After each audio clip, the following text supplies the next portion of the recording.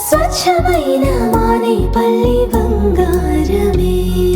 తరతరాలుగా తరగని స్వర్ణ బంధాలు మన మానేపల్లి జ్యువెలర్స్.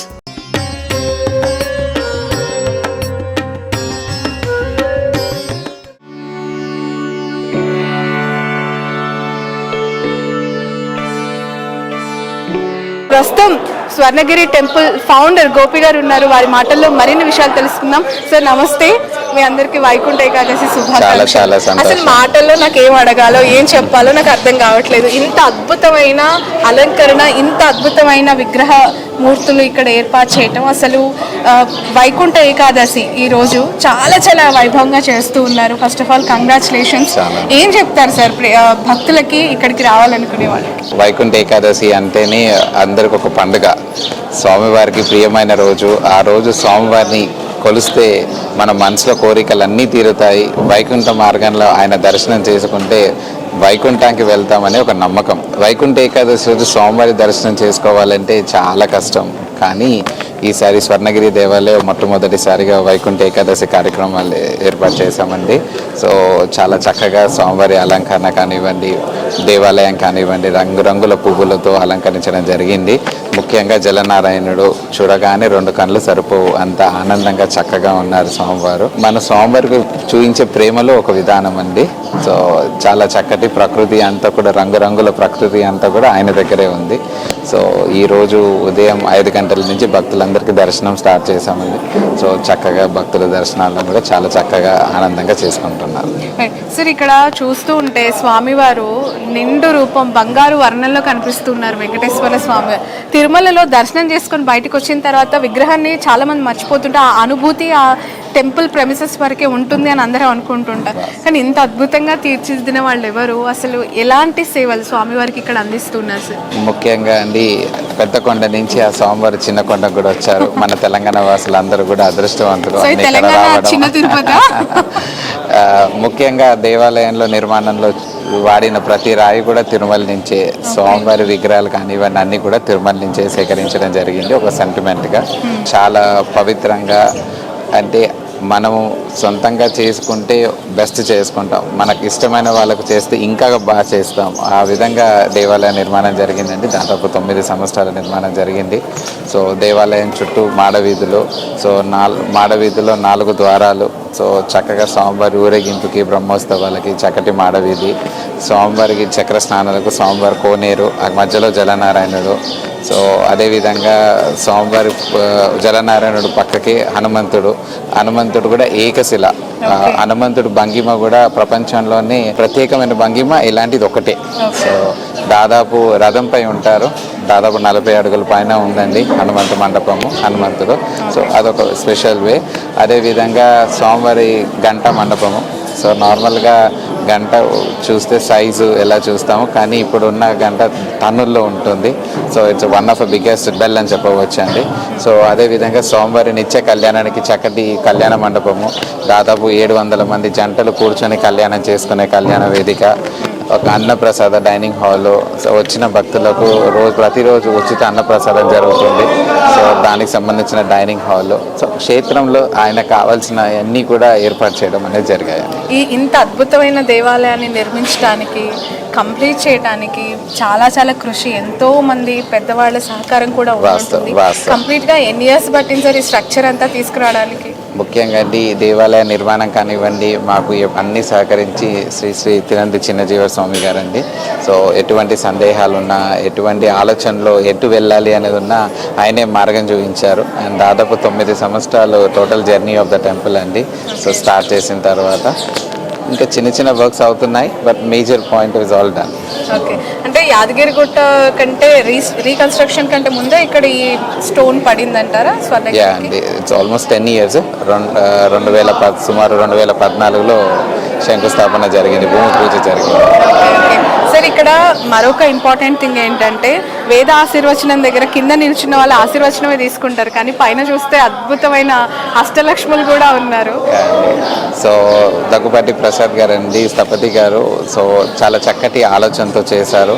అంటే స్వామివారి మండపంలో చూస్తే మీకు ఎక్కడైనా సింహాలు కనిపిస్తాయి, పై వైపు చూస్తే అష్టలక్ష్మి మండపం కనిపిస్తుంది. సో చాలా చక్కగా, అంటే ఎటువైపు చూసినా ఒక ఆనందం. స్వామివారి ఒక చరిత్ర మీరు గోపురాల్లో చూస్తే పూర్వం అంటే ఏదైతే శిఖరాలు ఉంటాయో దాదాపు ఒక్కొక్క శిఖరంలో 5,000 పైన విగ్రహాలు. ప్రతి విగ్రహం వెనక ఒక చరిత్ర ఉంది, ఒక స్టోరీ ఉంది. సో మీరు అది తెలుసుకుంటే ఎన్నో విషయాలు తెలుస్తాయి. సో దేవాలయంలో అన్ని విగ్రహాలు ఎందుకు ఉంటాయి, మన చరిత్ర చెప్పడానికే ఉంటుంది. స్వామివారి చరిత్ర కానివ్వండి, ఆ చరిత్రలో ఏమేమి జరిగాయి, ఎలాంటి సంఘటనలు ఉన్నాయి అనేది మనం గోపురాల పైన చూస్తాము.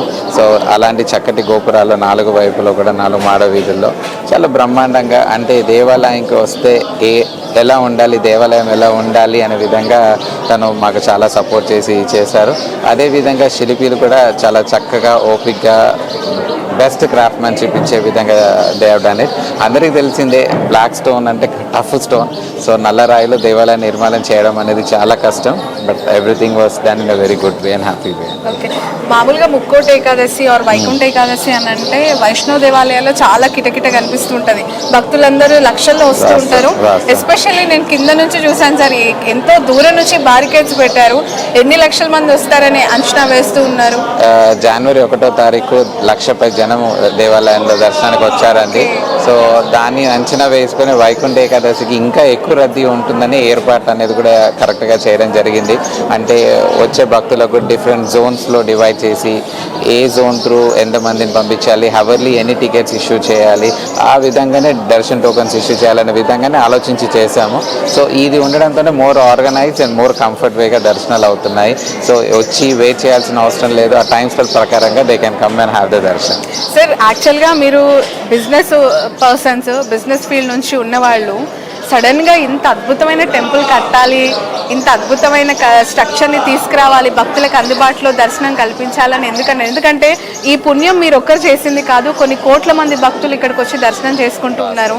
The reason what is behind it? ఒక్కటేంటమ్మా, మనం చేసింది ఏమీ లేదు, ఆయన మన ద్వారా చేయించుకున్నారు.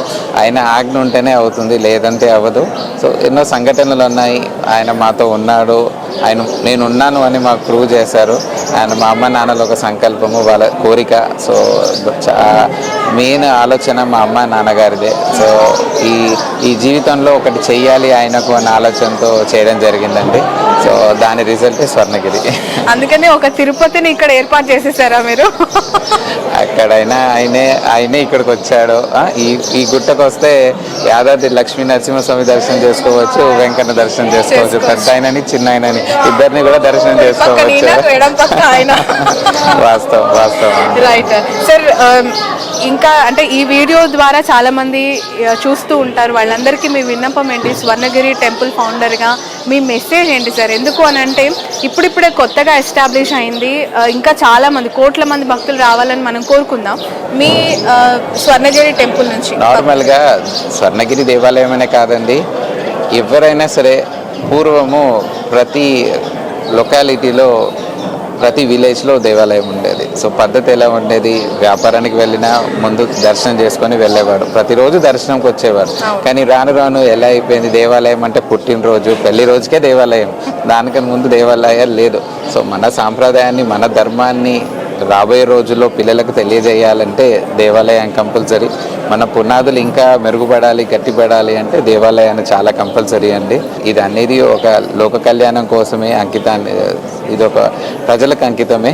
సో స్వర్ణగిరి దేవాలయం వస్తే అద్భుతంగా స్వామివారి దర్శనం చేసుకొని వెళ్ళవచ్చు అనే బంగారు వర్ణంలో స్వామివారు. సార్ యాక్చువల్గా మీరు అడగొచ్చో లేదో నాకు తెలియదు, but I don't want to wait for this. ఎన్ని కిలోలు పట్టింది సార్ ఆ విగ్రహం? ఆయనకి ఏం తక్కువ అండి, ఆయన ఏదనుకుంటే అది తెప్పించుకుంటాడు, చేయించుకుంటాడు. దాదాపు కమలంతో చూస్తే 16 అడుగులు ఆయన విగ్రహం.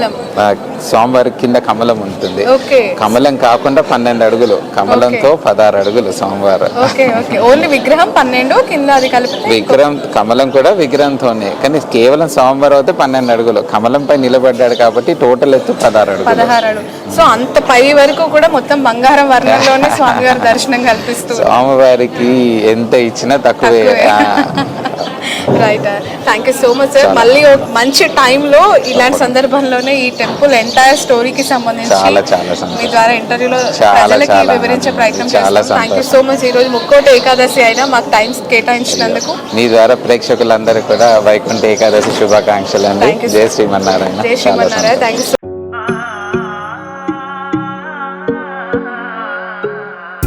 సొగసైన మేని ఛాయా బంగారమే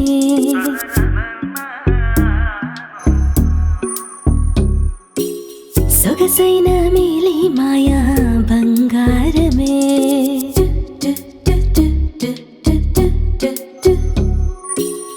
అనుబంధాల హారం బంగారమే అనురాగాల తీరం బంగారమే నవ్యమైన నాణ్యమైన స్వచ్ఛమైన మానేపల్లి బంగారమే.